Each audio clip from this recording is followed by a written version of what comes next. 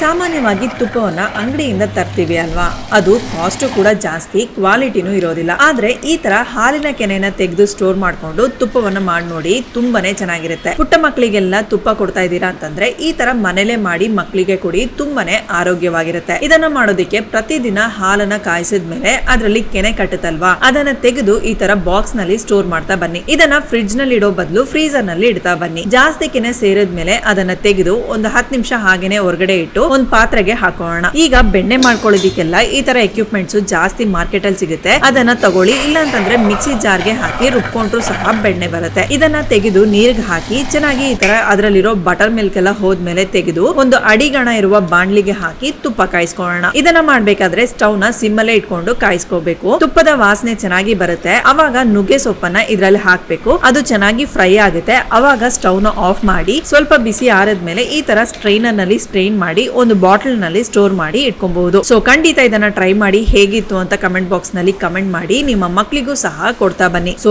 ಈ video ಇಷ್ಟವಾಗಿದ್ರೆ like ಮಾಡಿ, foodie ಕನ್ನಡನ ಫಾಲೋ ಮಾಡಿ.